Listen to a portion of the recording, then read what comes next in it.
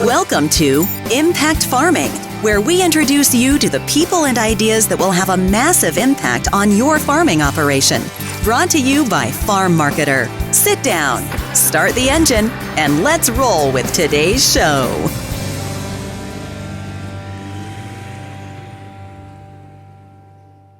Hello, everybody, and welcome back to another episode of the Impact Farming Show. Today, I have two amazing guests joining me. I have Merle Good and Annessa Good Hazard. How are you guys doing? Great. Good. Good. I know neither of you guys are secret to the industry. I think pretty much everybody in agriculture know both of your faces. You've been on our show again. And I'm quite excited here because I have something unique happening and I feel very privileged.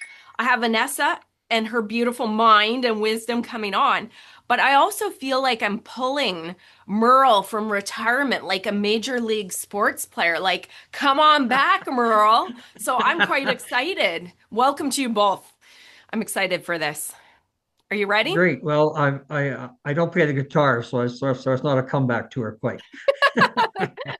An encore, but it is good. I was saying to you before, Merle, before we started recording, right when I was really learning about you and I'd finally tapped you for the show, you went and retired on me. And I actually felt disappointed because I know how important you've been to this industry. I'm like, Merle went and up and retired, and now I can't have him back. So this is a real privilege to have you both on the show. So thank you. Like a true farmer, though, they don't know what that word means, and so your second career dad is enjoying being back on the farm, right? Busy. Exactly. Yeah. Annessa and Brett are starting up the cattle operation that I ran with the farm for 30 some years with my dad. So it's good to have the full cycle. So I guess you always say, do you speak of what you know? And I guess it's also speak of what you experience. So I think that's why we're excited to share some ideas today with your client group, Tracy. I love it. You are practicing what you preach with succession and financial management. So I'm going to hop in here. I'm going to do a little teaser on what we're going to talk about today. I'll get you to introduce yourself, and then we're going to dive into this fantastic episode. So today we're talking about all things money, land, and equipment, and really maximizing our resources. Because I think sometimes as younger and maybe even older producers, we make mistakes. And one of the things I often like to say is you don't know what you don't know until you know what you didn't know. I think I said that right. So all things money, land, and equipment. This is going to be a fantastic episode. Before we dive in, Merle, share a little bit about yourself, and then I'll get you to go right after as well, Annessa. Take it away, Merle. Sure. For those that don't know me, I worked with Alberta Agriculture for 30 years as the provincial tax specialist. I did that for a very long time, did a lot of seminars and individual consulting with farmers. Then I went on my own consulting with Peggy, my wife, and Nessa worked with us for 2 or 3 years as an associate with our company. And she kind of learned a few things there and created her own knowledge base. And I guess on the farming side, we were instrumental in bringing in purebred Simmental cattle from Switzerland in the 1967, 68. And then, of course, I also did export hay to Japan. And that's where I lost my hair, trying to put up hay for export quality. And so I've been in the industry a lot and seen a lot of producers and met very, very, very smart people. And I think that's one thing agriculture has to hold its heads higher, is we're managers of very, very large capital bases now. And so I think that's where the financial management has to be coming in a little bit more critical, because if you think about it, all the numbers in agriculture have moved 1 decimal point to the right. And we'll discuss that more in our seminar. I love it. Annessa? Yeah, absolutely. I am Annessa, Merle's daughter. So recently have went out on my own as well and started my company, Peak Heritage Consulting, where I do one-on-one consultations with families regarding their transition planning. Previous to that, I did work with Farm Credit Canada on their national transition team, and then of course worked and learned the extension boots on the ground of working in the farm business, on the farm, working in the consulting business with my parents, and also learning from them. So definitely call it the succession roller coaster. As a family, we're strapped in. We're experiencing the highest of highs together, but we're also going to experience some lows. So definitely walking through that journey alongside my clients. Oh, I love that. I love it. You're Yeah. in it. You guys are both in it. Yeah. Okay. All the joys and tribulations, right, Dad? Well, I Little know it was sure family a hell of a lot ribbon in easier there. talking about it.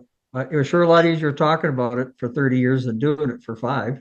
I'd imagine, isn't it? It's one thing like, and again, we were chit-chatting about this. It's one thing when it's, your knowledge, like it. But when you're in it as a person, whether it's succession or finances or whatever it is, just like succession on this show, I tend to focus on the people part, right? Because 100%. strategy is so important, but I don't care how smart we are financially. We'll leave that piece for a second. We're going to talk about that.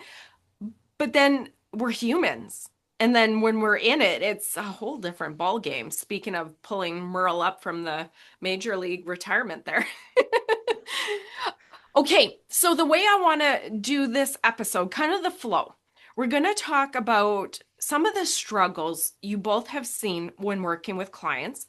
And then we're going to talk about finances, why it can be so stressful. We're going to talk about numbers, some of the biggest mistakes when it comes to money, land, and equipment, touch on that. And then we're also going to introduce an amazing work that you guys are bringing to the industry. Dollars and Dirt Complete Series, your farm's money, land, and equipment playbook. So we'll go into that because I'm quite excited to share that with our audience in the industry. So why don't we start? Where do you see farmers struggling the most right now when it comes to their numbers?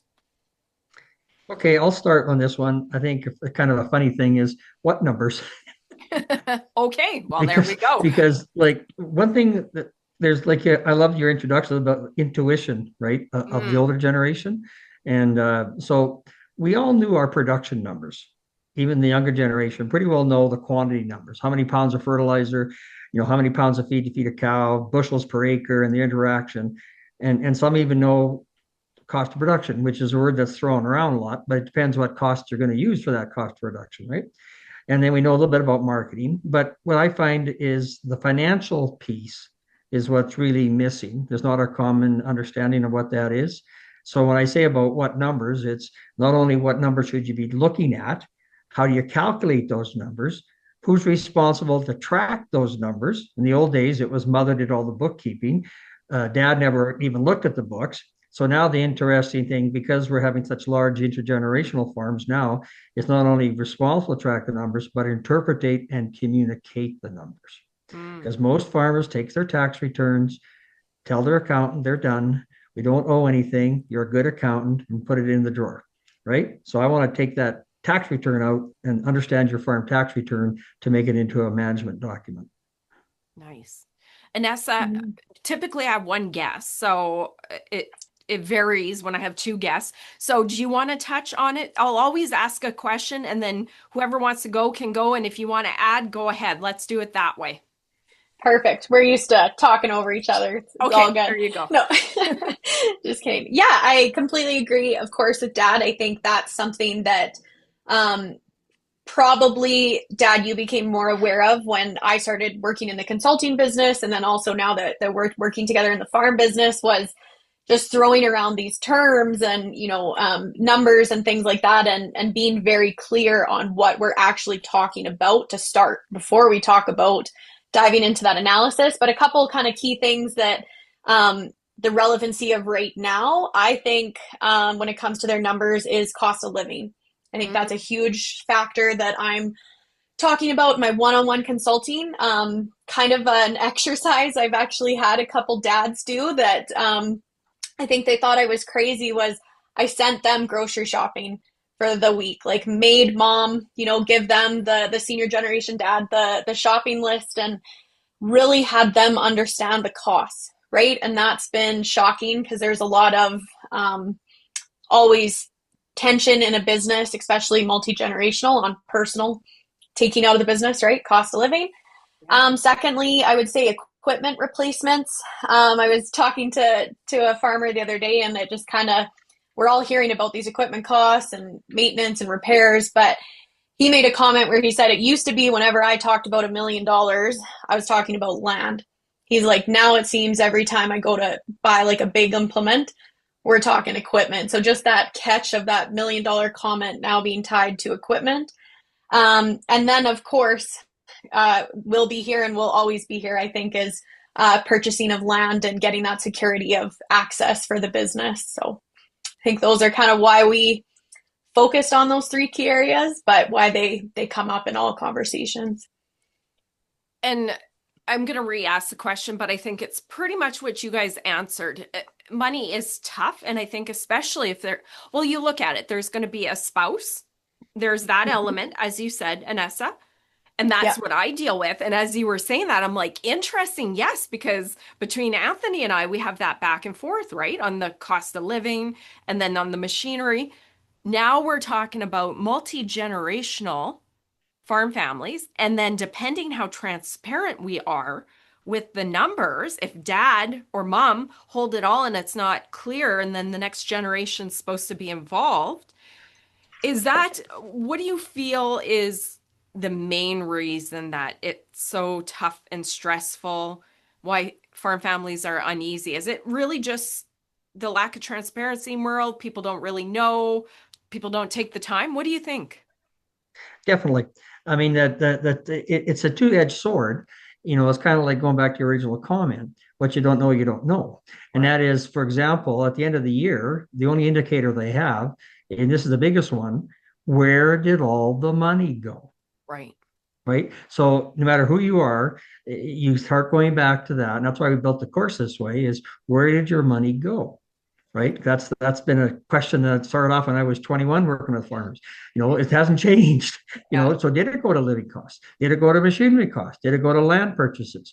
And so, and then who made those decisions to do that? And what's the consequence of those decisions between intergenerational? So I think that's the key, is money is always tight because we are a very large capital intensive based industry. So that's where you always get the old saying, you live poor, die rich. Well, yeah, I mean, our net worths have exploded, but the returns per dollar of investment hasn't changed. It's just a bigger number. But so I think that's the big thing about money. And of course, when you're a business owner, spending money on equipment or land seems to be a business expense, where living costs are a personal expense. And so that's where the dichotomy comes back and forth. I think Ness hit the nail on the head. It's not just living costs, but what she spends a lot of time in her reports is the retirement money for the parents to retire on, and healthcare costs. So I think it's the personal living is probably one of the bigger controversies in 2-generational farms, because it's not business expenditure, it's personal expenditure. That's true. Yeah, go ahead, Annessa. Yeah, I think, again, going back to money can be a tough topic on the farm, because the number one question is what's feasible, right? So whether that's, do we require off-farm income? By whom? For how long? Do we, this is where fair versus equal. I know we're not doing an in-depth succession talk today, but it has to come up, right? Fair versus equal is a huge part of what Dad was alluding to, wealth versus income, right? Those two peats there. So if I'm junior generation, I'm feeling uneasy, because if the farm is viable and sustainable today, if mom and dad are being transparent with their numbers, if we're growing, if we're expanding, everything looks great. But in the back of my mind, there is this looming, what is the fair versus equal estate distribution going to be? Is there going to be a viable and sustainable business once mom and dad pass away prematurely or in their time? We're living 10 years longer on average. So this sandwich generation buildup is really happening. We're seeing that, which is adding again. So Dad mentioned the 2-generation stress. I'm seeing more 3 generations with that. And so I think that's where something that Dad and I have always kind of talked about in our consulting is who owns the inflation of this net worth. So if a quarter of land was purchased after the heritage equity base. So that's our term, right, for how much land was there before an identified successor came home. If land has been purchased, for example, past that date and it has exploded in land values, does it belong to the successor that was there and bought in, or time, effort, energy? Is it a wealth asset to be divided? So what we're going to talk about a lot today is trying to take the family farm and put it into different buckets. Because if we just look at it as the farm, it is way too hard for these personal and business conversations. Oh my goodness. I want to do like 4 episodes already with you guys. We have something we were talking about a little bit earlier that we might weave in. This one, which is so important. And then succession as well. And I think I've seen like 4 episodes within the succession with you guys. So that's great. Do you have anything to add? Otherwise, I'm going to just flip into Merle's comment about what numbers and what we think farmers are missing. So if you don't have anything to add about that. I think I'll just add one little, sorry, Tracy. I just got thinking about it when you said a tough topic. I think we all have to, well, we were talking about it kind of previously. What's your relationship to money, right? Just like when we talk about succession plans, I always ask, how is the plan succeeded to the parent generation? Because they're either going to want to mimic what went really well, or they're going to try to swing that pendulum so far the other way of what didn't work well, right? And so it's a very similar psychology with money. You're bringing in a lot of people. And for me, what stands out for my age is BSE. Like, I know when I'm sitting with my husband, when I'm sitting with other children that were on cattle operations of our age group, like, I feel that trauma in our DNA as children, right? And so it's when you start to scale out and understand what were some of those big things that influence generationally. Oh, Annessa, you just added 2 more episodes. So just going on that, before I get into more of the actual course and the numbers, I think that's when you say about money, right? The uneasiness was intergenerational between 2 generations is one thing, but our industry is at a crux.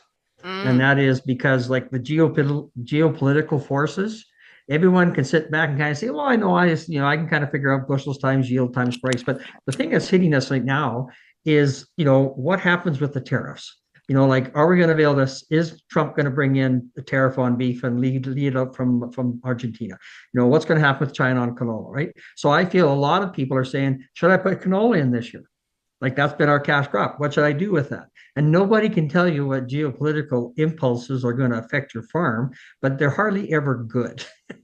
And so usually what I'm looking at, so the biggest thing I can take home today, as far as the financial side, is liquidity.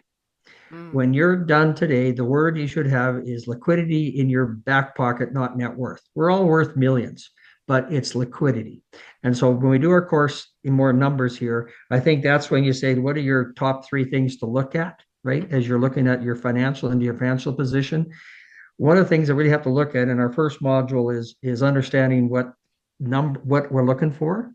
And so I'll kind of maybe do it right now, if you don't mind, I guess, ladies, please. Is that what the first thing is to get the language right. What we're trying to get across is, what is your gross margin, right? And with agriculture, we do stuff a little bit rotten, and that is we do things forward, never backwards. I don't know of any farmer who tears apart their tax return from 2 years back when they go forward to do a projection. It's always fun doing projections because you always make money.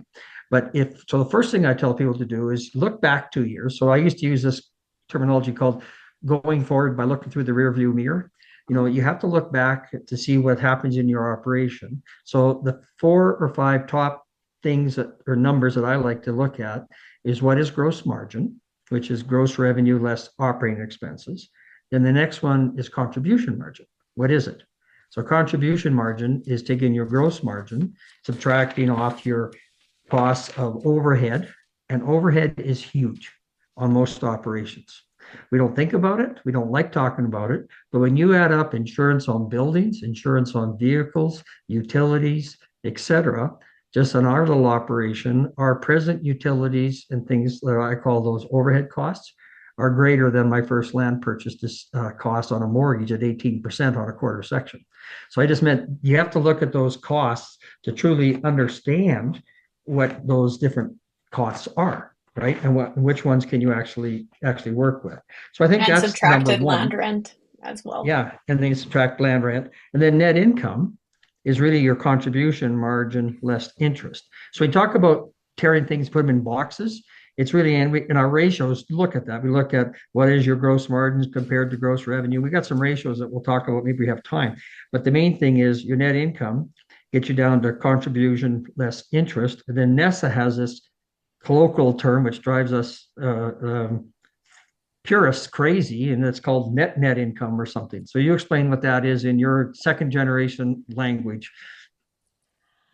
Yeah, well, I think this is a key point that we've kind of alluded to, Tracy, but we want to make sure families are intentionally focusing on is creating that shared language, right? So Dad just kind of threw those terms and definitions off the cuff, but does everyone understand what those terms mean? Do they understand how to calculate them? And this was an example in our family doing books at home. Dad had a number for net income. I had calculated a net income, and tension build, and you feel dumb, right? Because that's how I felt. Yeah. Dad was like, this is a number. It's not that hard. Subtract this. And I'm like, how the heck do I have a different number? Then you get defensive. We were arguing, yelling at each other for sure. And then we realized we were looking at two different calculations for the term of net income. So in my work, I don't like to stop at net income, which is why, because I see a lot of, especially when I'm working with junior generations, they'll say, well, my business's net income was this. And then I say, okay, but what about your debt servicing? What about any capital cash down? And again, as we've alluded to today, the most important one, what has went towards living costs? So our net income can look pretty good up here, but in my opinion, the number we need to also be focusing on is that what I just termed net, which is our risk margin. So Dad was talking about the number up here. I was talking about Brett and I's net income number down here, and it was just that simple of a breakdown. But I think that's where that shared language is really important. And then I'm really passionate about risk margin because risk margin to me takes a simple statement such as my gross is 750,000, so an expense of 20,000 doesn't seem that significant, right? But in this case study that we did with another farmer, their risk margin was 7%. So actually, that was 38% of their cushion, a simple $20,000 expense. And so just those simple changes the conversation from, well, I can just put that on my credit card to, oh, wait, we've got to really slow down here and allocate these funds accordingly. Nice. I am quite excited over here. I'm being outnumbered by two number people here. It's great. I'm pretty good with my numbers and smart financially. I'm listening to you guys. I'm like, oh yeah. Great. And I love how, well, and here's the thing I kind of said to you guys earlier before we started recording. And I said it leading in, and I think this is the hard part about being the younger generation. You don't know until you know what you didn't know. But even, and I'm going to say, I'll throw myself under the bus, even if you go to university, I took agriculture diploma, a lot of financial classes, did really well, like top of the class, smart, got the books, got the numbers, got the grades. You also, and maybe I'm slow, I'll put that out there, maybe I'm slow, but you also don't know until you are in it. You do university 100%. And then you come back. But I find especially farming, the challenging part for the next generation, leave out, let's just go to pure numbers, leave out multi-generational, all of that. Just the numbers of farming are challenging and the cash flow. And I feel we didn't really know farming numbers until we knew farming numbers. And you go, oh, cash flow. Oh, I lost. Oh, right? You don't know until you're in. Maybe it's like talking about being in a relationship and being a relationship expert, but you've never been in one. Oddball comparison, but you know what I mean? And going to what you guys are doing that we're going to talk about later, whether you're the older generation, middle, or one coming in, these numbers are so important. And if you're not making decisions with the right information and the right knowledge and some experience, look out, because these aren't small decisions anymore, right? That's my piece. And I think it's a very good one. And I think what frustrates me talking to Annessa and Brett is that I have intuition of what is going to happen when they decide to buy something. And they say to me, well, why do you resist this expansion idea, right? And so what it is, it's kind of like intuitive, but you get intuition by experience. That's what I'm trying to say. So your comment about making it practical, you always say making this practical. That's the difference. If you do it and you experience it, then you can communicate what you're trying to iterate. So with Annessa and Brett, what I try to do is say, okay, let's look by doing these three numbers, the three operating versus equipment versus land. I think I'd like to go there for a second and say you talked about originally some of the mistakes, correct, of those three categories. And the biggest one I see here is in the financial money side is operating loan management. Oh, that's the big one. Okay. Because in my generation, operating loans were only for timing. That's it. Like the cyclical haven't cover. had your crop sold, you haven't had your crop sold yet, you had to get an operating loan until you sold your crop. Okay. Mm-hmm. And if you want to buy a tractor, it was 5 years loans you got for a tractor. If you wanted to buy land, you went to the bank and got 20-year loans. They were all compartmentalized, like off you were taught in university, short-term liabilities, interim assets, liabilities, long-term. Well, with operating loans, the last 5 years, banks have decided to treat agriculture like people in town. You get a personal line of credit based on your equity. So every farmer we've seen has an operating loan based on land security. Most of them do. Which he's saying is a personally owned asset. Either the land is owned personally, or even if it is owned corporately, you can argue conceptually that if you work your way up the share structure, the shares are still owned personally. Sorry, Dad, just kind of filling in. Yeah, but I'm a little bit. I'm trying to get across is when the bank. You're not getting a personal loan; it's still a farm loan. Yeah. It's like kids in town getting their personal line of credits, right? Right. And so what I'm going to get at by having that, it's very easy to have seven sins of operating loans. Now I'll mention the top three. The 7 sins of operating loans is number one is using operating loans to make your term loan payments. There's not a farmer anywhere anymore that's in arrears on their land loans or their machinery loans like they were in the 80s because they use operating capital to make the payments. Correct? Yes. And so therefore, to even add more fuel to the fire, instead of making the principal payments on their operating loan, they pay interest only on their operating loans. So I can go buy a $300,000 tractor for my size. If I put it on my, it's over a 10-year, or I'll say a 5-year loan at the bank. If I do a 5-year term, they might say, nah, just put it in your pool. Just add it to the pile. We don't care. You owe us $700,000 for land and machinery and operating capital. Don't worry about it.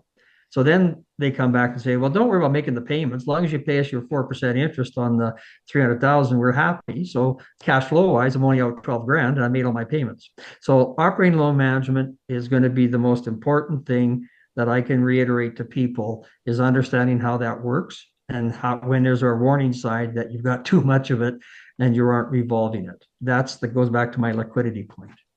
Nice. But I think, Dad, you and I are both very aligned that the incredible opportunities that come from these operating loans that are now being provided by these financial institutions are what are keeping farms viable and sustainable going forward. So it's not that they're an excellent tool. It's just like anything, they have to be managed properly to make sure that we're not accidentally getting out of line and we're just chasing our tail, right? Yeah. So there's many opportunities that come with them. It just takes just got to be more on tune what's happening.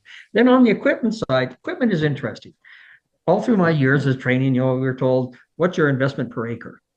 Mm. And I'm going, well, I've never paid a bill by an acre yet. It Yep. takes money. And so what I always say to people is look at your machinery investment as a percentage of your gross revenue. That's the indicator.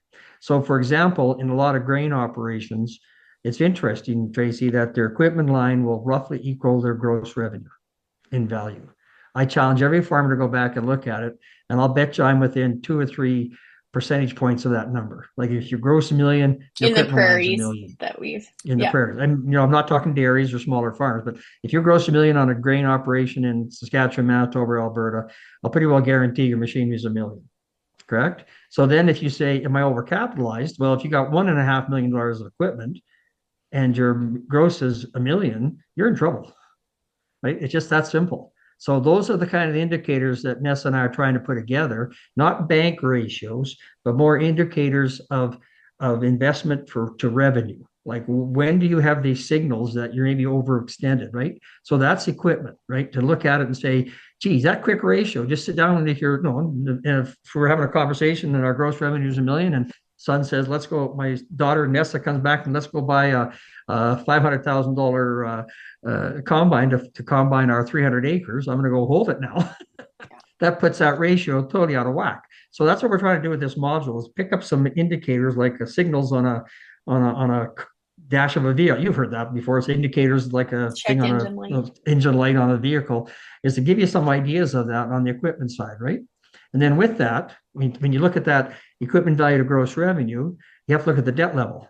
And the debt level shouldn't be much more than 30% of the equipment value. So with all these things like that, if you get indicators, which what we're trying to do in this course, is then you get an idea of whether or not you're in that ballpark or whether you're way offside. Wow. And on the land one, I'll end with this one, which is a real passion of mine, is every farmer I ever meet, the first thing they want to do is what? If they're profitable, buy land. Nessa, what do they want to do? I taught you this. If they're profitable, what do they want to do? It's not taught. It's what I want to do. Buy land. Buy land. Buy land, right? Yeah. Buy land, right? Of Because course. the reason we want to buy land, it's in our DNA, of course, right? Right. Yeah. But it's an interesting thing, Tracy, this kind of humor, but it's really true. A farmer is a business. A farmer has a business, but he's also the owner of the business, correct? So I'm going to challenge you in your operation. If you take the business mindset only and not the owner, would your business rather have access to 500 acres of land at $100 cash rent, or would it rather buy 1/4 section, which is the same payment? I wonder. We know the Well, answer, right? The business would say, hey, if we get access to land at $100 an acre, shit, I'm going to do that because it costs us $600 an acre payment to buy it. Now, the owner comes back and says to the business, excuse me, I know that's smart business sense because businesses are all about cash flow, not wealth. The owner is all about wealth. He says, well, yeah, that's great. But if they sell that land on us, we don't have access to it. So we need to buy it. And so that is where you look at the two dynamics, you got to say, I want to own it, but can I afford to buy it? Can the business afford to buy it? And in some cases, the answer is no, absolutely not. So then the next question comes forward, who's going to buy it? Well, second generation can get a young beginning farm loan. Maybe that makes more sense for the second generation to get it because they have a lot more flexibility and different ways to finance it. So I guess with the land, what I want to come back with land on, compare land to cash rent. Simple as that.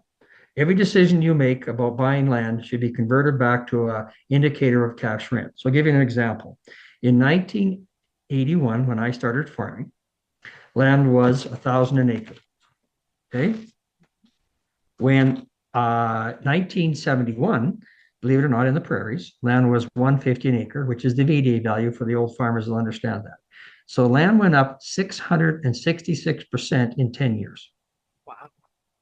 And land value, I'll get my little notes here, if I remember correctly here. In 1981, the price of land was 40 times cash rent per acre. So if rent, and then in 1995, it was 18 times cash rent. That's it, because there's such low profit in grain farming. In 2025, we're back to 50 times cash rent. So give an example. In our area, cash rent's roughly $100 an acre. Okay. We're now selling land at 6,000 an acre, right? Mm-hmm. So 100 to, it's almost 60 times cash rent is the value of land. Wow. Now, to pay that land, if you go back in 81, it took 4 times cash rent to pay it on an annual basis, right? In the year of 95, it was 2 times cash rent. Now we're back up to 5 to 6 times cash rent. So in my seminars, what did that all mean? It means that you actually need 6 quarters paid for to buy one. Oh. Right? Just using that analogy. So when I go back to farmers saying, could I afford to buy this land? I saying, if you bought that land, compare all your land base back, what are you paying above cash rent to own it? Can you actually afford it? Right? And so I have a formula how to figure this out in the modules, but it's a way to simply say, come back and look at it. And it give you a story where this all came from. All of the stuff that I've learned is by working with farmers. They're very, very, very, very smart people. And so one day I was talking to a guy from Airdrie, and I said, he's going to buy this half section by Airdrie. So before I started, I said, would you pay 200 acres dollars cash rent to me if I owned the land? Are you crazy? And he says, you government idiot, you don't know anything. And I said, okay, but you're asking your business to pay $600 an acre to own it. Oh, yeah, that's going to affect me, right? So it's just a way to look at land. And I think it's so, and what I'm concerned about on a lot of larger operations is, Annessa can talk more to this, is the amount of rented land that people are relying on their total success.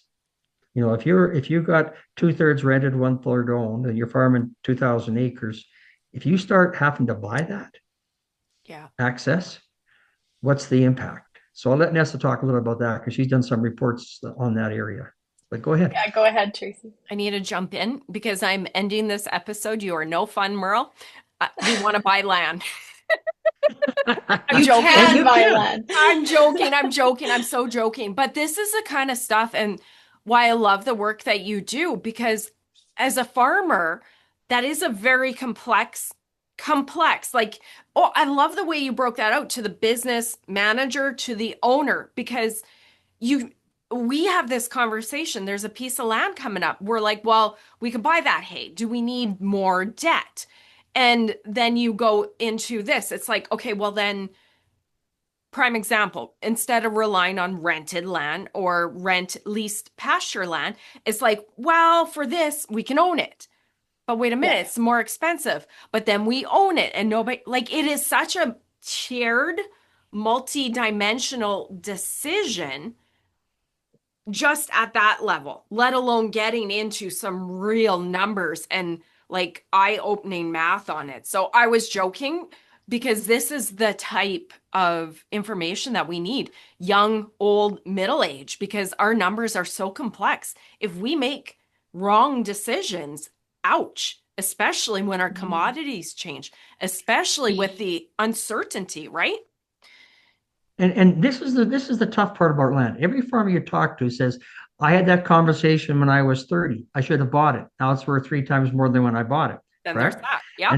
And there's that. It's like it always has been, I can't afford to own it. But when I did buy it, somehow it worked out. Correct? Yeah. And when I analyzed that analysis over the years of my career, say, let's go back to your decision about buying this pasture.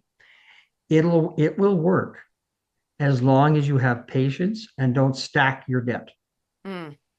So if you make up a decision to buy the land, then you got to say to yourself, okay, for the next 5-year cycle to see where the world's going, like not next year, but for the next 5 years, we have to look at this and say, okay, maybe we don't buy that tractor with 2,000 hours. Maybe we fix our one with 8, to give you time to look at how it's going. So land is always, or buying cows and land at the same time. You can always buy the stuff, but patience, if you buy land, you have to be patient on your equipment line for a while, because you just got to watch. You can't buy the land, stack a new tractor, the new air drill on top of it because it's too big of a purchase. So if I can teach anything about building a business, it takes time. And that's where the second generation are impatient, where my dad and I took 35 years to get where we're at.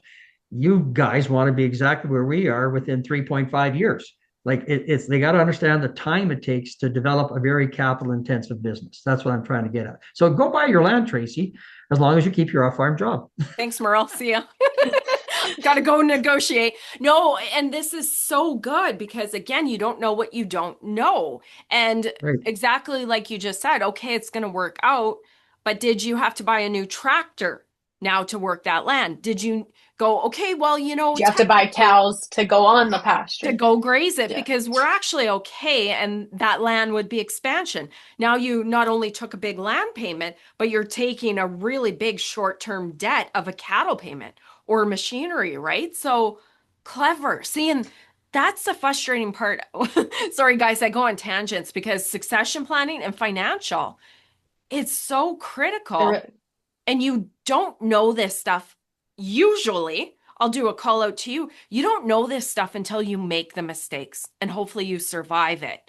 Or you have a very smart dad, like you survive and you make the mistakes, or it doesn't work out, or you have a very smart dad that has mentored you if they're into their numbers, or hopefully there's a course like what you guys are going to do like a shoe in and not purposely doing that. But I think a lot of us in the industry we're in now, you hear a lot of the experts talking. We've had a really good 20 years.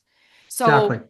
the people here, pointing to myself for anybody listening to the podcast, the people here are kind of getting a wake up call. So maybe some risky decisions that have worked out are starting to show up, and you guys would know that. So there's my long-winded tangent. No, that's very good. Yeah, and so I think just go ahead, Nessa, please. Ahead, no, I was just gonna say it was very it's very surprising when the tides do turn, how quick, right? Like I'll never forget that phone call I had where a dad said, my son can't make his payments, I want off the land. Because the dad had been a personal guarantor, right? And it was like, you can't wave a magic wand. Like the whole ship is tied to this because, in my opinion, Dad, you actually set your son up to fail with how this plan had went because we had put too many eggs in one basket. We had been too aggressive. And so I think that's where we are both very passionate, but extremely passionate, trying to speak on behalf of the entitled, impatient junior generation that I am, is that I personally believe the competitive advantage going forward to the next cycle is who's going to be the strongest manager of their current base, right? Who can be the most efficient, who can be the most effective. And that, previously in that 20 years that you're speaking to, Tracy, it was how fast can you scale?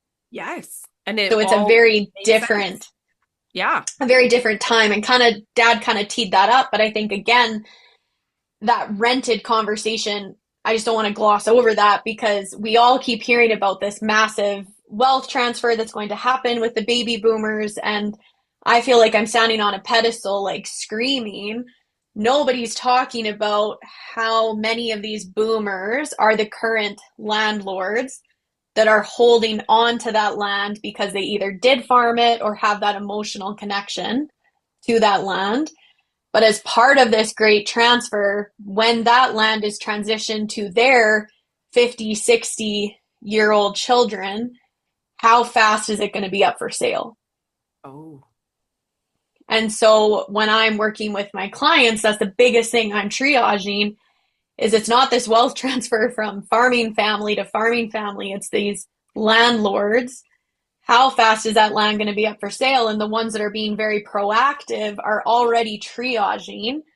We're going to go after this piece first, then this piece, and not just having that gut reaction. Well, we've rented it for 20 years, so we have to take it. And we actually missed out on the one that's adjacent to our land base. Right? Like starting to really talk through that in our consulting. The next piece, of course, some of the families that I'm seeing be really successful, it's so counter to our traditional ownership mindset that we were speaking to previously, but they're doing the crazy thing and they're selling land, which we never think of in farming, right? Yeah. But it's fascinating to watch them sell poor land or land that's farther away and say, no, we're going to triage and buy back higher quality, closer to home. Once again, going back to this efficiency mindset. So I think that's a huge part of our generation will be. Interesting. Okay. I'm not quite sure. This is amazing. Where do we want to go from here? We want to talk about some ratios. I know you touched on that. Some financial advice, and then we'll get into the program and the series that you're launching. So let's leave, if you guys want to talk some more ratios, financial, here's the spot. I'll let you guys kind of lead. Yeah, I Sure. think, aside from that shared language, what I really appreciate about ratios is ratios follow inflation. So kind of to Dad, your comment earlier, kind of in the intro there, you kind of alluded to moving the decimal point. I remember that's when Dad and I were still working together, and we were sitting in a client meeting, right, Dad? And the mom was just panicking, and they were a successful operation. They were viable. And she kept saying, like, this debt is too big. Like, this is too scary. I don't want to saddle my son with this debt. Like, we're going to crush him. And I just remember, Dad, you should speak to the exercise you did, but just, numbers are numbers, but the people side of thing, watching this mother's shoulders go down and just be calm in this conversation. So, Dad, how about you tell that story? Yeah, it was kind of It'll neat always because, stand out. Two comments. One is the risk profile. Moment there, real quick. The risk profile for my generation who started farming in the 80s was debt's a killer. The last 20 years, debt has been an enabler. Like you just talked about, where that your growth was not limited. The last 20 years, your growth was limited not to the money being made, it was to your risk profile. It's going to crash. We're not going to, so for those who took advantage, had the confidence to grow, really grew fast. So I just wanted to reiterate, I agree with your comment. As far as about having the tension go down with this lady, I just said move the decimal point to the left. Because when she was running the farm, 100,000 gross was equal to $1 million today. So I just told her, move the decimals to the left, and then she understood that. So in our book, what I've done is taken that idea, and Annessa and I have moved everything back to $1. So if you have $1 million gross, make it $1, right? Then you say, okay, what's your operating expenses? They roughly run 50% of gross, pure operating expenses in the farm. You can do budgets from now to heaven and back, and roughly they'll take 50% every dollar you gross over a 3-year average. So 50 cents goes to operating costs. Then you come back and you say, well, okay, now what's net? Well, there's land rent, correct? So you take that percentage, maybe it's 10 cents. You do this as 5 cents. You do this as 6 cents. And pretty soon you get down to your last risk margin, right? Could be 2 or 3 cents. And what's interesting, Tracy, net income before Annessa's net, it roughly runs 20% of gross revenue. Okay, so you want some ratios. If your debt payments exceed 15% of gross revenue, it's too high. Debt and lease. So this is what we have in the ratios, is coming back to show that. And what we've also done, which I think I'm kind of proud of what Annessa and I together have done, is we've taken the bank ratios there's courses, gazillion of them on the internet or through different organizations that talk about current ratio, blah, blah, blah, blah, blah. But what I found is we kind of, hybrided them. So probably the top 3 things in our book is one on the cash flow is called a hybrid cash flow. So the hybrid cash flow ties in where did my money go to my loan balances. So in other words, if I took $100,000 down on a tractor, of course, that comes out of your cash flow, but did that reduce your loan payments balance by $100,000? Or did you borrow another 200,000? So what I've done is taken 2 statements, which is your debt level loan statement and cash flow, and put it together. So we called it a hybrid. Slow that down, Dad. So this is where I come in. I'm like, slow it down. Okay. So you go ahead and explain. So I think what the key thing though is, again, those traditional ratios are excellent, very important tools. Dad kept mentioning liquidity. So the first one you think of is current ratio, right? Current assets divided by current liabilities. It's a very important ratio. It tells us a lot. But what is missing from a farm manager's point of view, another element is, yes, I can pay back my short-term liabilities, but can I actually operate for another full production cycle? So that's the gap, right? Then the hybrid cash flow statement, personally, Brett and I really appreciated working through together, because what I have always struggled with in school, in everything, was these siloed reports and then understanding how they come together, right? And so we would do a cash flow statement, I remember, and to apply for a loan, and then you'd have your loan document. And so on cash flow, you're like, oh, we actually did really great. But it didn't actually have this hybrid to come in and say, wait, how is our loan position changed at the same time? Okay. So that's where it kind of highlights whether payments are being made by profit, are they being made by operating credit? But what I really like is it shows how the cash and the loan balances move together. Oh, interesting. And I make up my own system because I'm nowhere to the level you guys are. This sounds fantastic, but believe me, we have brought it back to $1 because when Dad starts talking and going fast, that's where I am very passionate about slow it down, dumb it down for me. You guys are the dynamic duo. I love it. I love you guys just speak each other's language. And Robin here. Yeah, and you compliment. And Merle's was fantastic. And I love, Annessa, how you come in and say it a little bit different too. So you're such a dynamic duo. Okay, perfect. Keep on going wherever you want to go.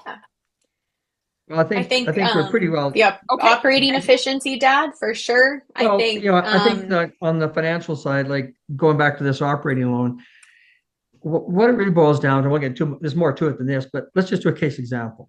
Mm-hmm. If I have farmer A, and at the end of the year, his operating loan is $500,000, and his unsold inventory is $700,000. Okay, so now if I told that to Annessa, right, before we started having our education, she may say, so what? I'm already defensive because I'm like, right. What numbers? Now, 5, 7, what? Right. But so what that really boils down to, it's not hard to figure this out, but it's pretty intuitive. If 50% of your expenses go to operating costs, and if your operating loan is already more than 50% of your unsold inventory, you've got a liquidity problem immediately, correct? So what I look at is this liquidity ratio, I call it the hybrid liquidity ratio, is very simple. At the end of the year, take your operating line of credit, right? Compare it to your unsold inventory plus pre-purchased inputs.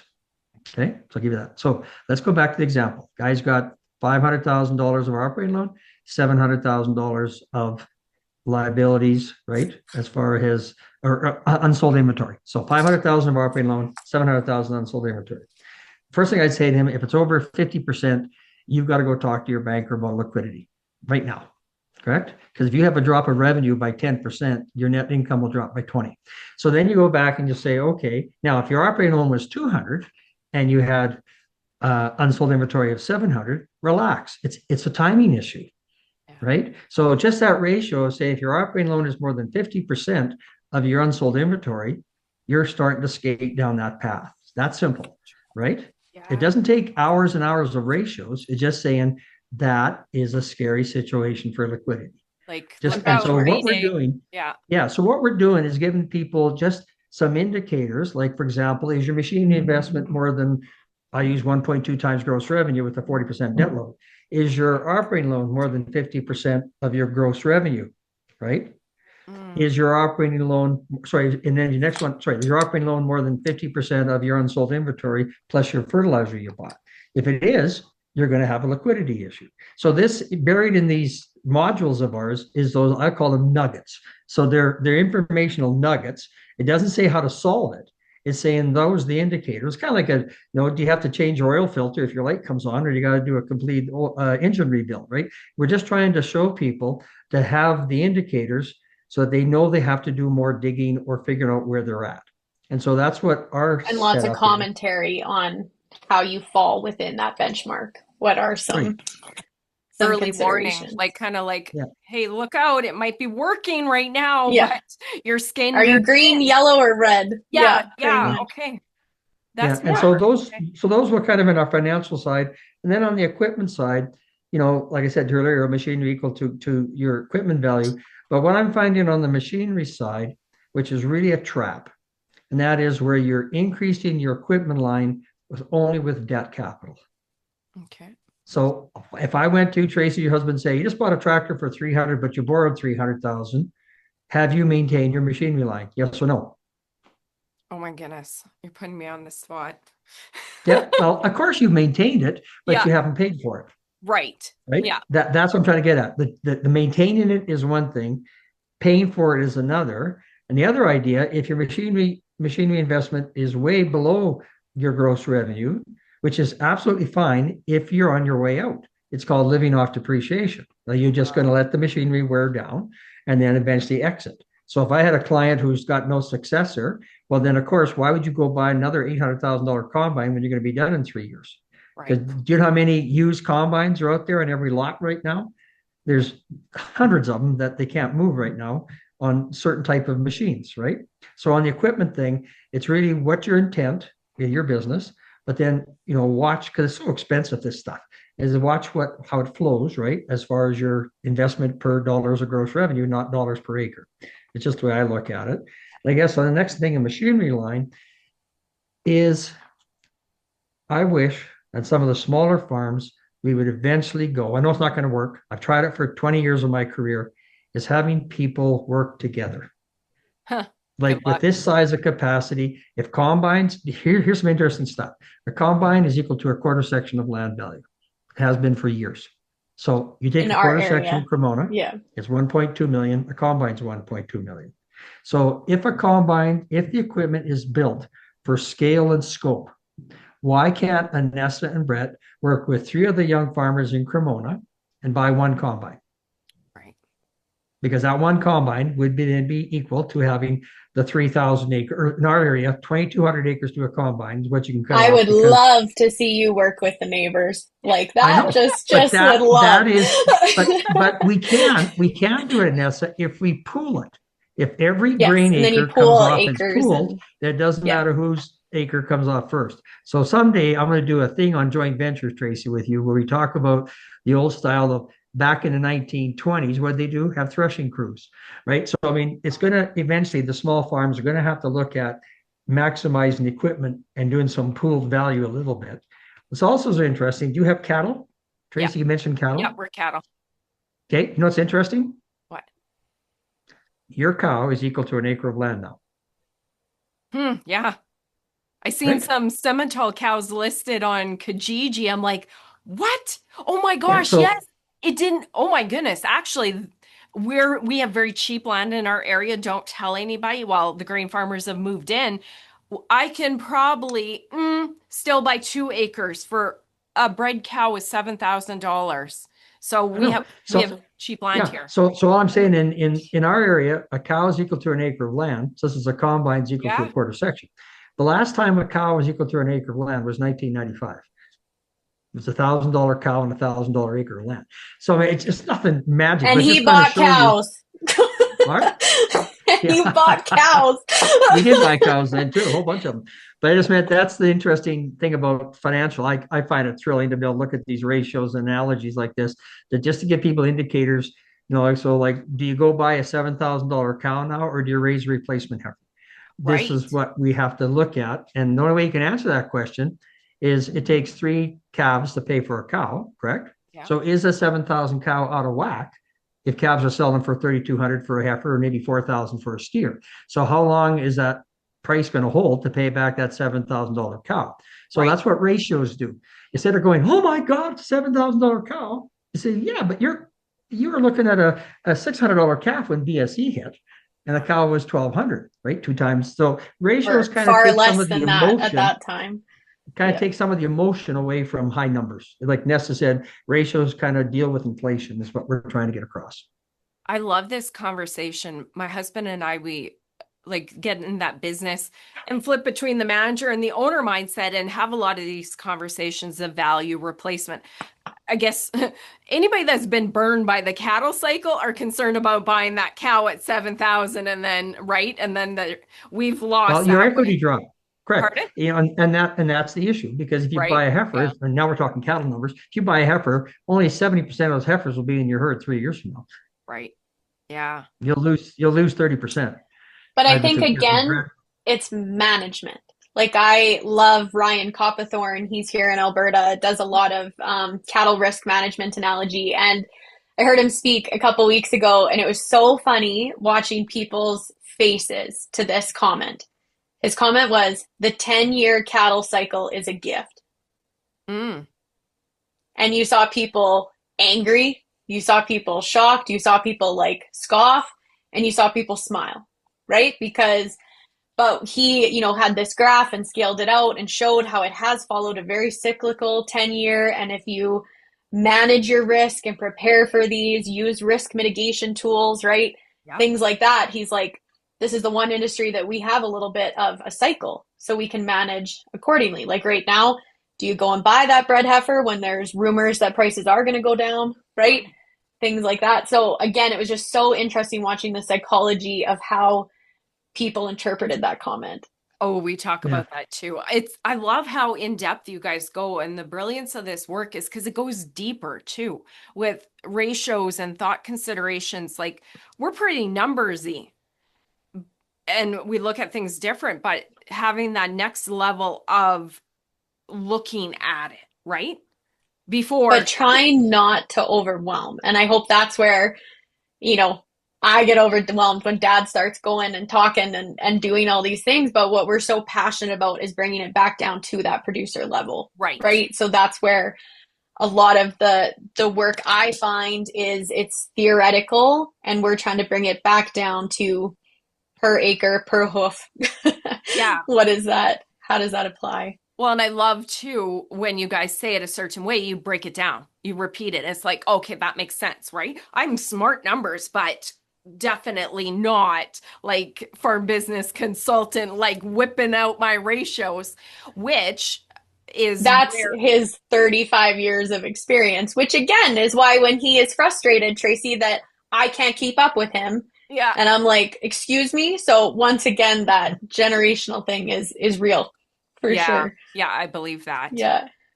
Mm-hmm. Oh, I love it. Okay, so ratios, considerations. There's a few different rabbit trails I can go down on the different things that you said about joint farming. I've said to my husband, look at why the Hutterites are so successful. Prime example. That's why. They're pooled resources. But I said, 100%. Nobody, and even taking that analogy out of farming, I spend too much time thinking. You look at immigrant families that have come into this country. I've had brilliant conversations with cab drivers. He said, you North Americans are crazy. He said, we live together and we help, right? So same concept with multi-farms, not even just generational farm, but they just work as a community financially, time. So Tracy, sometime you should talk to the most successful joint venture in Alberta that I helped start. It's called Quattro Farms. Okay. It's the largest joint venture operation between 6 unrelated farmers who have tripled their land base because of that joint venture. Oh, wow. And thriving. John Van, I won't say the guy's name in public, but it's Quattro Farms. And that was what they decided. They decided they were all successful large farms. They were tired they're all young guys. So we're in the same farm management group. They were tired of beating each other up on land rent. Like they said, who's going to win this argument? It's going to be, if George gets the acre, I won't tell Bill what I'm doing because George's going to go for it. And George's going to tell Bob. Right. So we're not going to talk about this. We're not going to talk about that. And they're all competing for the same acre. So they sat down and asked, I'm kind of proud of this, asked us to be involved to put together a joint venture, which they went from and called Quattro Farms. They are triple the size they were before. And it works. Working together will work if you have a working together model. Okay. It will not work, of course, if you're trying to share equipment. Oh. You have to share the product. So I ran a joint venture with two other guys with hay. We're selling hay to Japan. We each paid each other custom work for our inputs on equipment and time, but we pooled all the hay. So if I had 100% number one Timothy on my place and Rick had got all his rained on, I took some of his rained on hay and he took some of my number one. So we still treated it as one farm. Why he still has some hair. Some hair. It's almost like your brothers on the same farm versus different farms working together. Correct. And There's guess still what? like a mutual, Yeah, and friends get along better than family. Yes. That's And interesting. But and they tried it one time at Rimby with cows. Cows are very hard, but it's just It's just a way that, if you want to go buy cows from somebody, tell them you'll buy their cow herd, but you'll let them feed the replacement heifers for 4 more years. Yeah. It gives them a purpose to get up in the morning, right? And it's stuff like that. Like, that's how you get access to more acres or more things, is let the retiring farmer still have something in it. And when I'll end with this about combines, one gentleman from Manitoba farmed a fair bit of land. He had 5 John Deere 9600 combines, Wow. right? Those are old.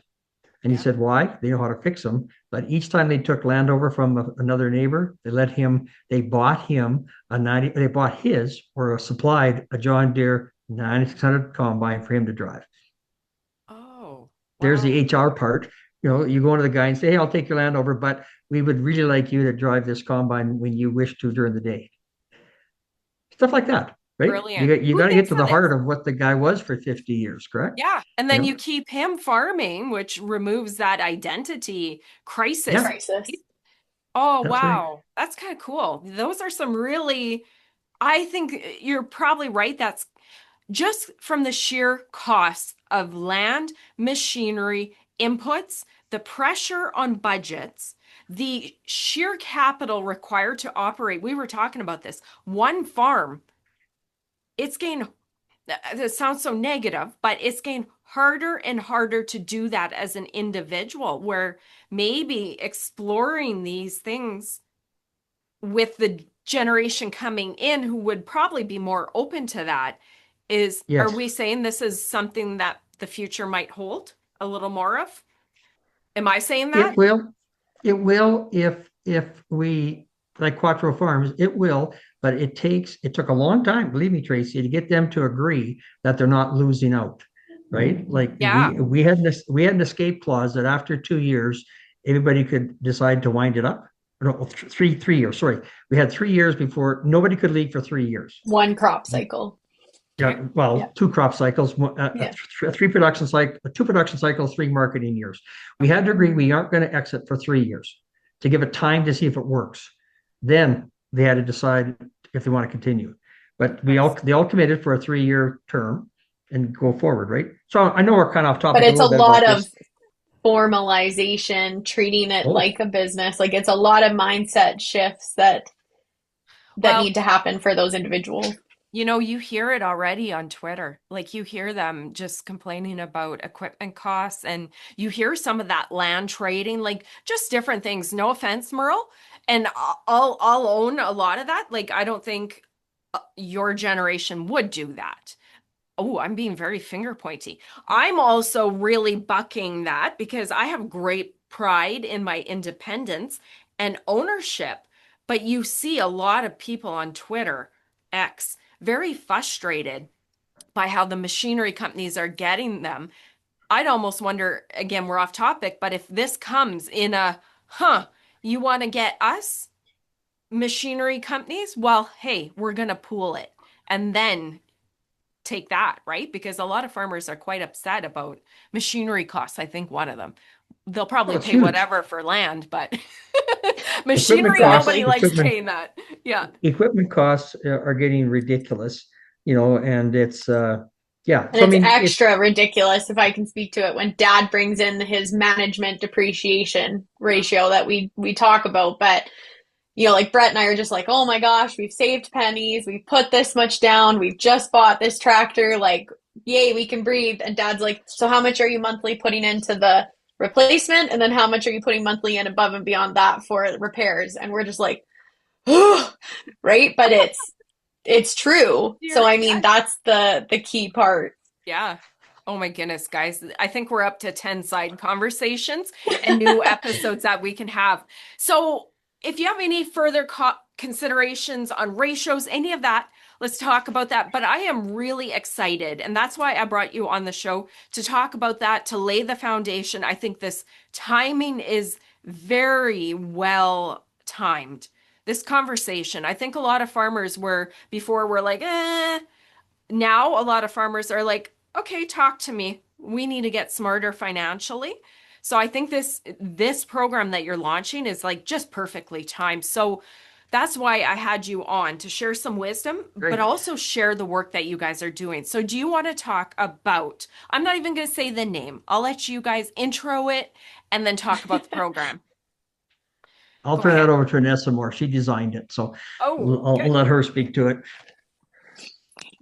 All right, yeah, for sure. So, like I said, Dad and I, our passion, our commitment is individual consulting with farm families, and so this course that we created wasn't even on our radar of financial management until Brett and I moved back home and are now the successors of our family farm. And it was just us personally working through with Dad, and I identified so much of what we've talked about, right? That was coming up in those succession planning, estate planning conversations. And so we decided to put together this Dollars and Dirt series, money, equipment, land playbook, because we found those were what the 3 points of a farm business, right? Everything keeps coming back.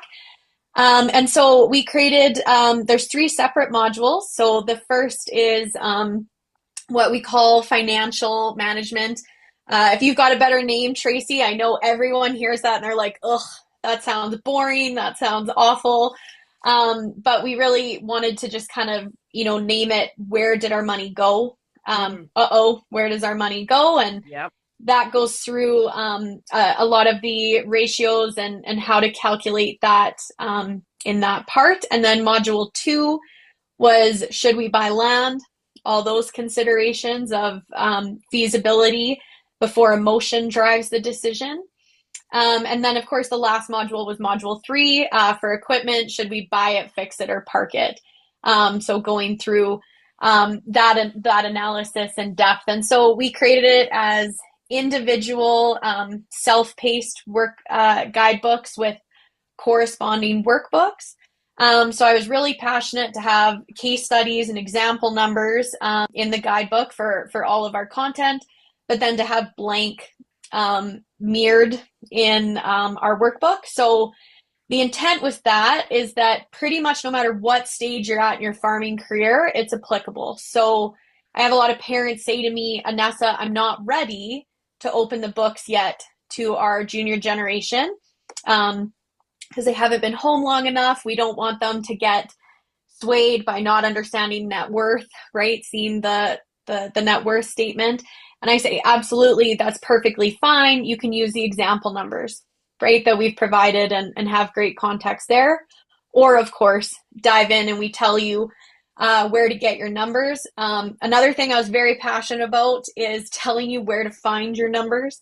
So we say this number comes from your income statement. This number comes from your, because again, I found that was just assumed that we were supposed to know in a lot of other courses. Yeah. And so you can either buy them as individual models. They do all build on each other though, of course. So, for example, from the financial, you figure out what your profit is. What do we all want to do if we have profit? Buy land. So it goes into module 2. Right. And of course, module 3 builds on the financial awareness from module 1. And are we overcapitalized on land in module 2?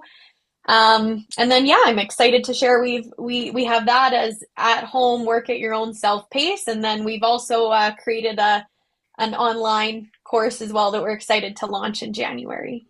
Oh, so exciting. This is for awesome. module 1. Yeah. Nice.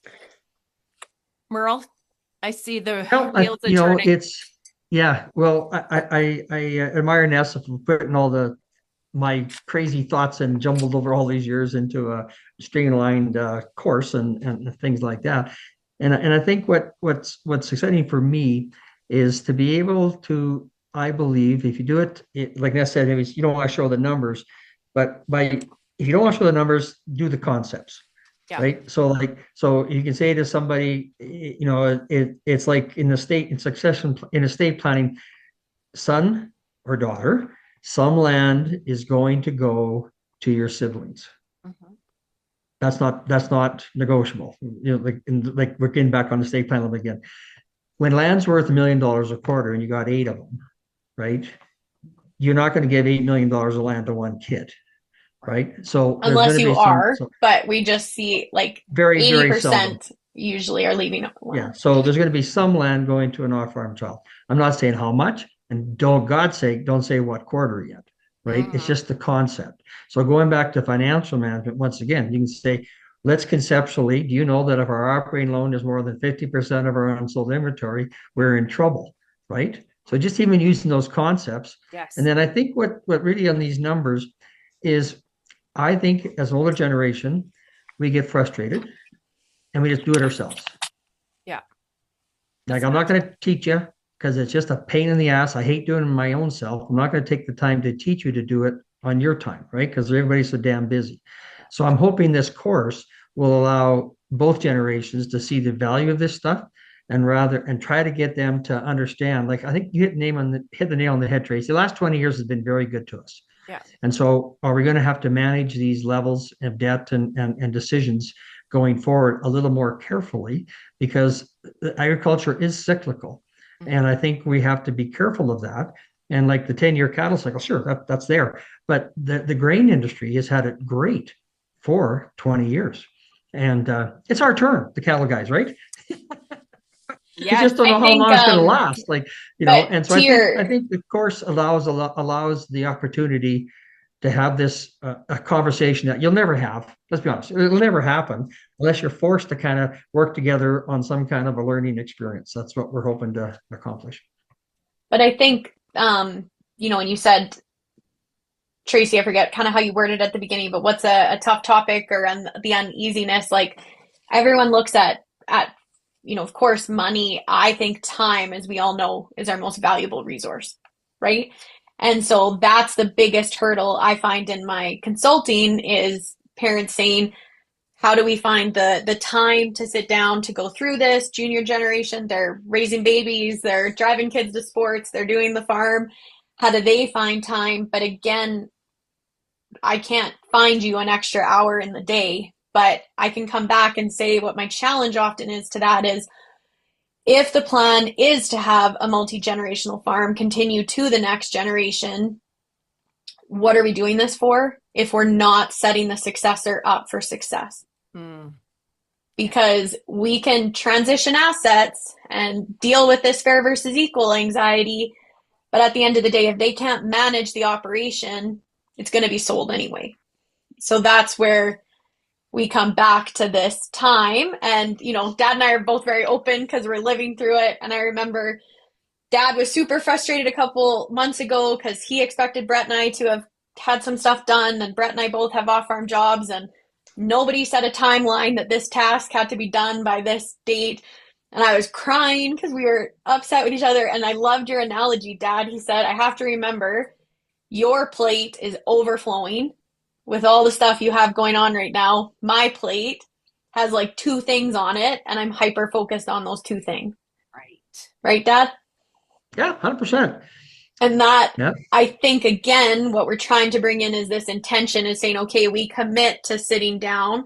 And again, this course, it doesn't have to be an intergenerational farm. It can be starting out, looking at, trying to get an idea of numbers without having your own numbers yet. Use the case study numbers. If you're expanding, if you're stabilizing, if you are multi-generational, it's not just for intergenerational operations, but that commitment of, okay, I've got to work through one section of the book is way different mentality, right?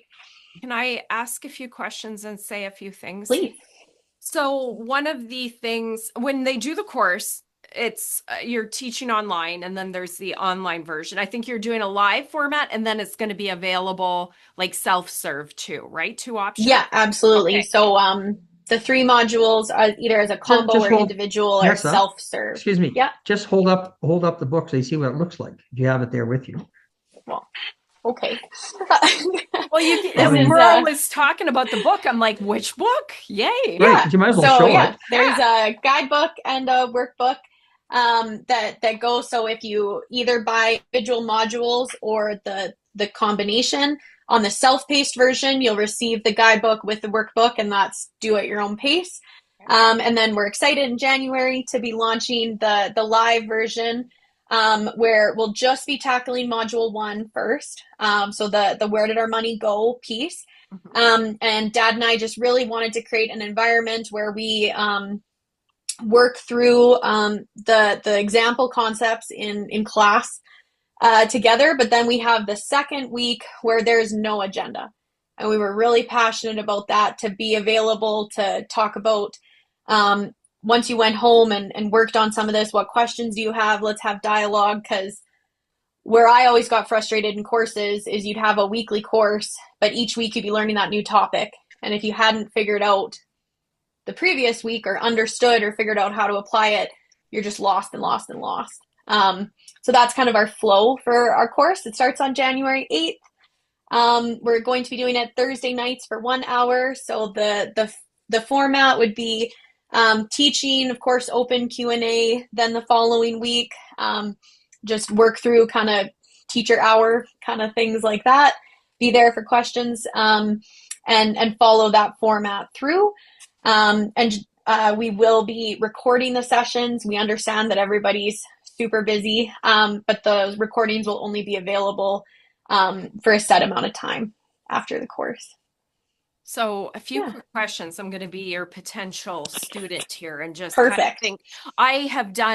I do online studying all the time because it's such a quick and easy way to tap into somebody with such expertise. I learned at school, but I'll say I learned more in online courses since leaving school totally than agree. I ever did there. No offense against school. Everything has its place. One quick question. So we keep our numbers private, right? Like in the class, you don't have to be like, hey, here's my ratio. No, of course you just not. Take in the knowledge, obviously work your numbers. See, here's where I'm thinking. So Anthony and I, knock on wood, and get our calculators out. We've been good with our numbers. We know our break even, our cash flow works. We've made it. We've made some mistakes. They weren't farm ending mistakes, but I'm going to say it is tricky to learn this stuff when you are young. It is getting more expensive and more uncertain in farming. And what you said, Annessa, is the winning farmer in the future is going to be the best business manager, not the best beef producer or grain producer. So here's what I'm thinking. So even me, I'm not multi-generational, but let's say I'm not. Both situations. I know my income and expense statement. I know my cash flow. I do my net worth statement. But if I want to be a good manager and know some of these like yellow, orange, and red warning signs, which as business managers, we got to get better and tighter and not overcommitting because we're in a different time. Where the heck do I learn this? Pardon the like half almost French there, but where do I learn what you guys are teaching? If I'm going to learn this, I'm either just going to sit down and try and pull ratios but I love numbers for the purpose of making money, but I'm not a numbers personality. So I'm not going to sit down and do this. Are you figuring this out at the bank when it's too late? Like, who's teaching you this? I'm sitting here going, oh my, right? Like, oh my, in a good way. Like, what an opportunity to tap in to make sure that you're not, what do they call it? Over leveraging as we are in this economic environment. Well, and I think it ties in, Tracy, to the conversation we were having before this started. But again, we eat, live, and breathe succession. So it continually comes back to succession. But, nobody's going to come rescue you on a life raft. Like, I think that's something we talk about a lot in our succession planning too. So putting the onus on your lender to understand your operation and reach out to you and say, hey, there's a yellow caution flag here. Like, that's your responsibility. Putting that onus on your accountant and saying, hey, why didn't you reach out back to me? Like, I only came to you for tax planning once a year and signed my minute book at the lawyer and went away, but why didn't you reach out to me? Like, that is something that I think we need to recognize, that no one's saving us on a life, like a lifeboat. Yes. We have the onus to be responsible for our operation, our financial management, And I find sometimes that expectation is it's on a third party advisor, and they are there to guide and have expertise and, of course, provide their knowledge and experience. But at the end of the day, we have to be proactive so we're not reacting to situations. Wow, this is valuable. One thing I quickly thought of, you hear, we're in Canada here, but we have American listeners too. You hear of things in the States being bad, and a lot of banks are saying, sorry, we're taking our credit. Like, and not to be doom and gloom, there's farmers that are saying, okay, farmers that know their numbers, farmers that aren't as maxed out. But I think as an industry, we are going to be we need to be ninja level financial gurus. Is that going to be without making it right? Sorry, go ahead, Dad. And I'm not overcomplicating it. This is where it's like, okay, let's take those hard concepts and make it real, but also the next level. It's like, okay, Tracy, you look at this and this. My basic numbers I know, but I don't know some of those things that you said, and maybe even the wording. I'll be honest, like some of those, who would I go to talk to? And I don't know that knowledge. And you're going, oh, Tracy, like these are things you should look for. Who's telling me that?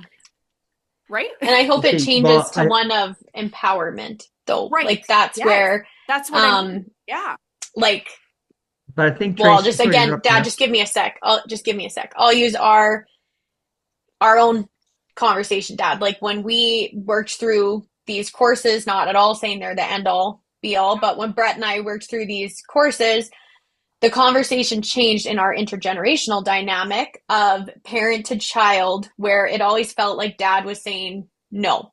Like we'd come up with an idea and Dad be like, well, no, that's not going to work.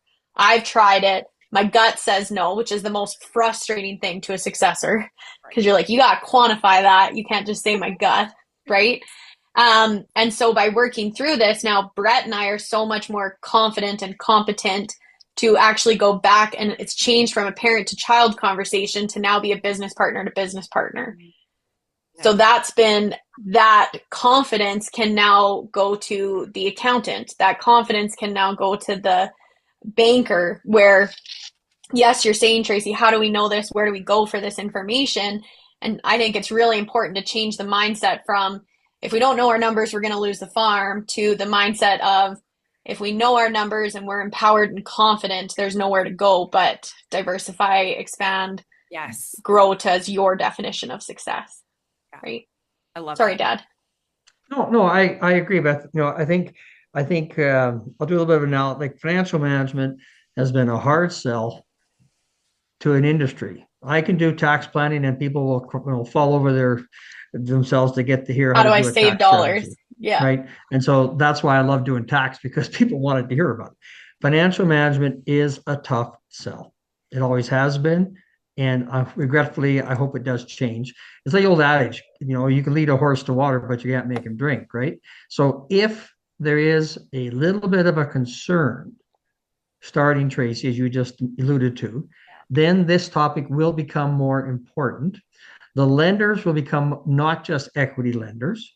They will start looking at operational lending, right? For the last 20 years, you walk in with a balance sheet, poof, here's your loan.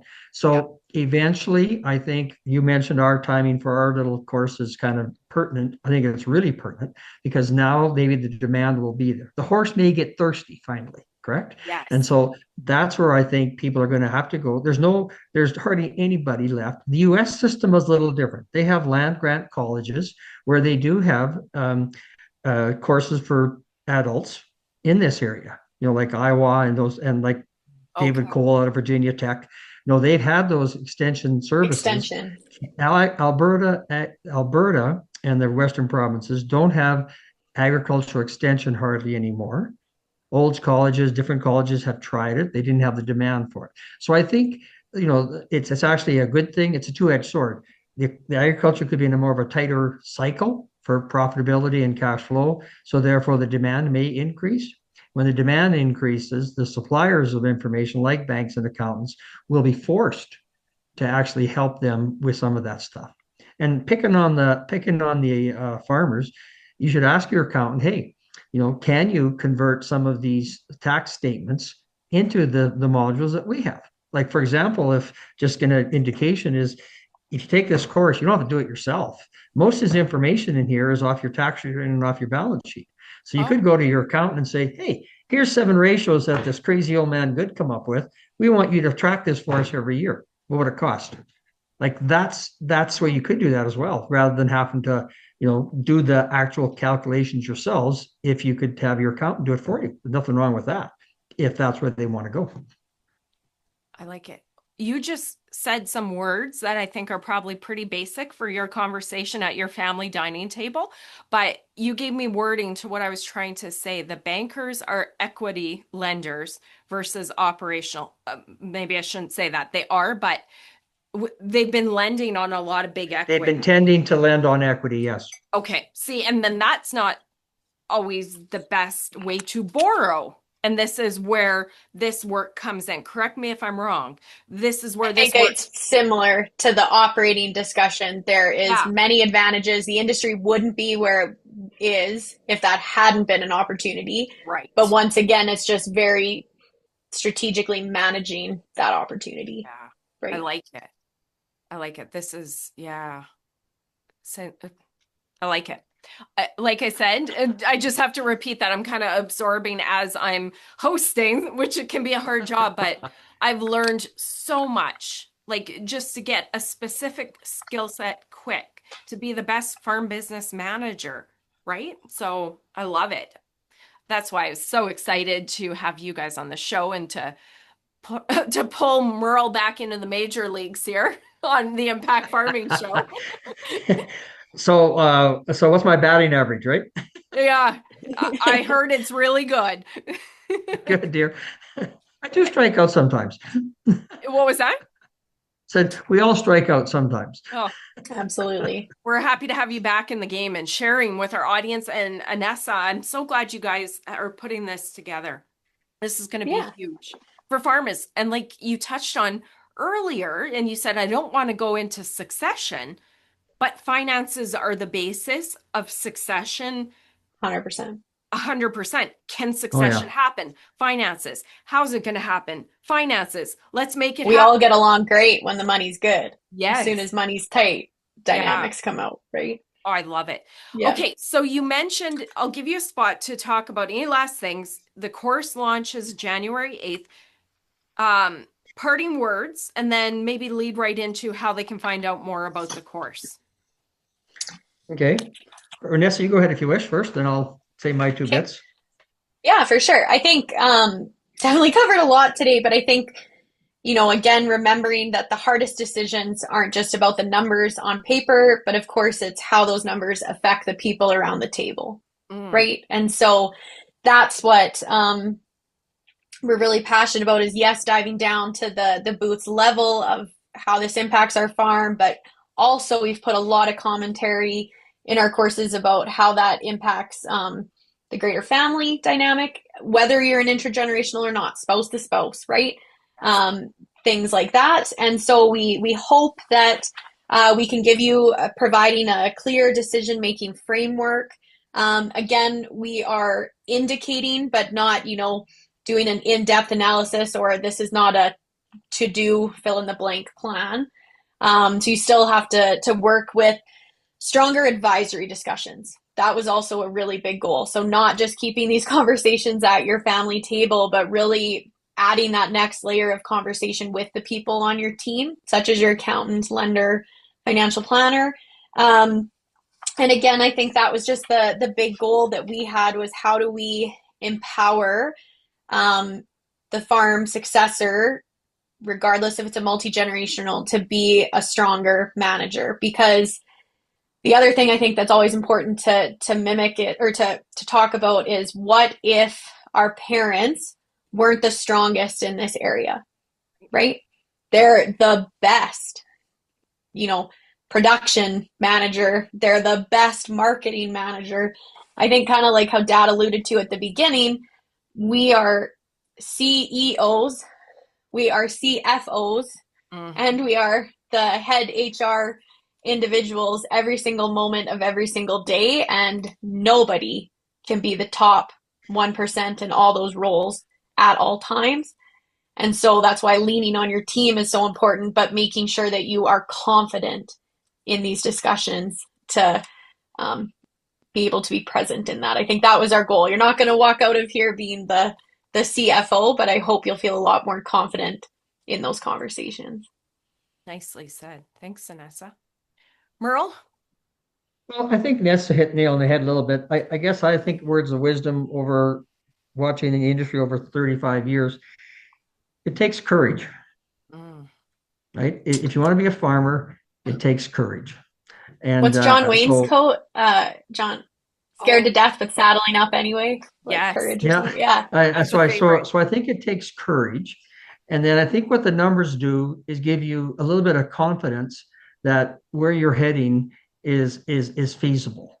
It's not like it's 100% guaranteed. And the fact that agriculture is very cyclical. When I was doing some work in Saskatchewan, I couldn't believe it. Like where we're at, our gross revenue may change 10% or 15% on weather.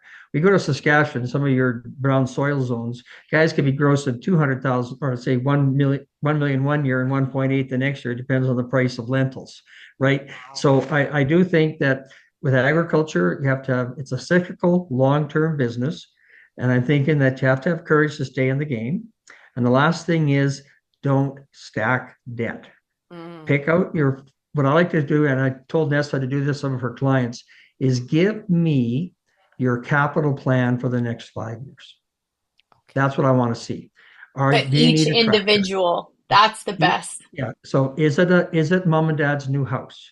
Is it to build the calf barn so you can calve earlier? Is it going to be the buy machinery, and like that? The ones I saw that went down the toilet in the 80s was they were stacking debt in too short a time, right? Because it's a long term. So you got to say, what I would like to see people do besides this keeping track of the ratios is give me your capital plan 3 to 5 to 10 years out.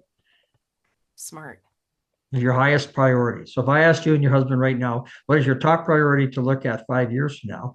I'll tell you what, if I ask you that both separately, there's probably a less than a 50% chance you'll agree. Maybe not. I would say maybe in most relationships, we were discussing this. We're both business people aligned. Well, then you'd be okay. Yeah, right. so we'd probably be quite aligned. But I'd say in your typical, because I have my own media company and my own business. Yeah. So I'm almost like business person Tracy equally to wife Tracy. So exactly. For us, yeah, but I know what you mean. Yeah. But just so I think, but it's really good to do it in intergenerational, because you'll see the young guy, like we've done that now for some of our clients. So we spend more than just 1 or 2 meetings with, and the young people are like, wow, we need this, and that. And dad goes, yeah, who's going to pay for it? Right? So it's just what it does. That's what I found is simply talking about alignments or discussions. I'm more into exercises like that. Give me your 5-year capital plan. Where do you want to see yourself in 5 years, 10 years? Like do more, I would say do more scenario planning. And what Nessa's done lately, which I think has been good, I'll just do a plug a little bit, is when you do succession planning, there's so many what ifs, right? So I've noticed in Annessa's talking to her, she's focused more on what's your emergency will going to look like? Like for the next 3 years. You can't solve every combination or permutation, but if you passed away in the next 3 years, what is your plan? Right? So that, like it's kind of like a capital plan. What is your top 3 things you need in the next 3 years, 5 years, or 10 years, right?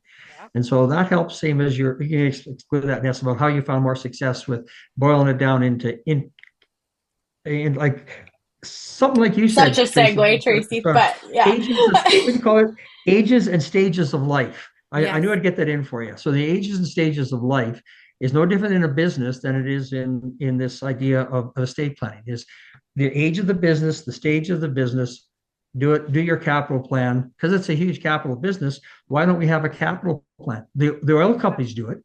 They talk about building a pipeline. They don't talk about building a pipeline from now. They're talking about 20 years from now, they want to build a pipeline. So same thing, do stages. But I love that quote of yours, ages and stages of life. And that could be in a business or your personal life. So that's about your will. I think that's important. Yeah, I think to that capital plan, I love having I provide a template and things like that to my clients. But the most important thing is you don't talk and everybody fills it out individually. And it kind of goes back to that ownership business mindset, because we are the family farm. The family farm is providing junior generation a residence. It is providing mom and dad a residence, like retirement income. The farm is our pension. All of this personal is intertwined. And so again, why I also love that is, again, defending the entitled, impatient junior generation that wants all these things, as Dad alluded to. That's really fascinating to see where they want to go. And then, saying, hey, they're putting a lot more emphasis on this cattle expansion.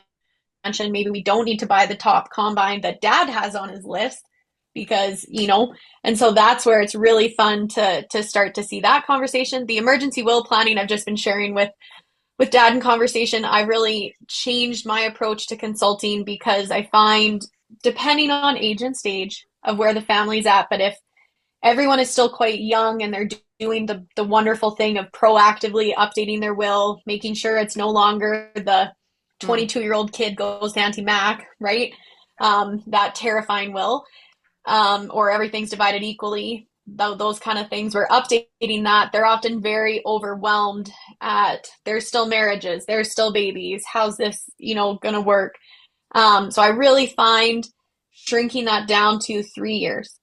So in the next 3 years, the probability of mom and dad both passing away at the same time is very low.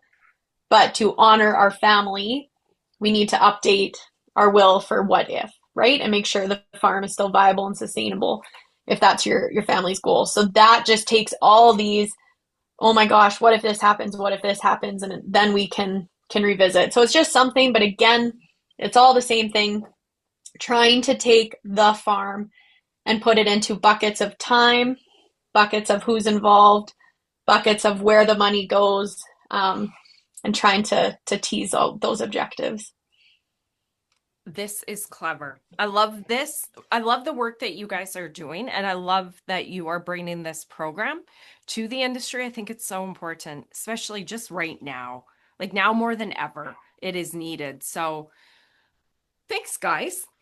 Thank you for having us.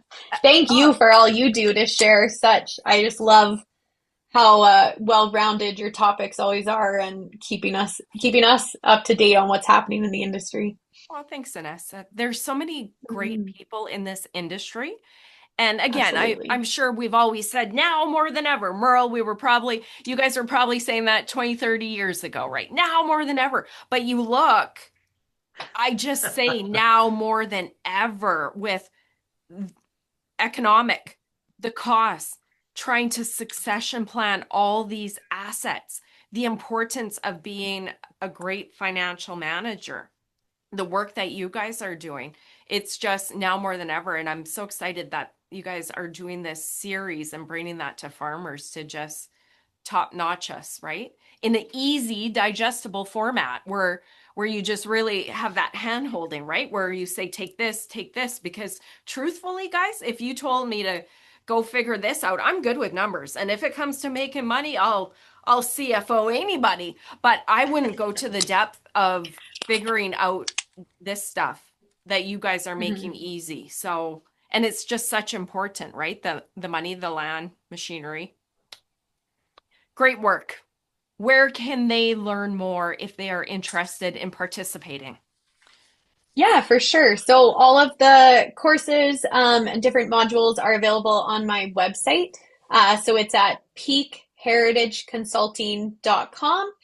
And there's also a short YouTube video that Dad and I put on there as well, that again kind of goes through the content of all the different modules. And they're available on there. Once you're on the website, if you go to the resources tab, they're all listed there, the different options. Perfect. But the live course is starting January 8th. January 8th. Coming right up. Okay, this will air, I believe. New year. Yeah, schedule. New year, new me, new farm, right? Yeah. Yeah. Yeah. I believe this is coming out on the 31st. So Oh, if you're perfect. listening, watching this live, don't wait because it's just about a week away from when you're going to be watching and listening. And then that being said, because our video lives forever, our podcast lives forever, if they miss the live version, they can stay tuned to see if you're doing live again.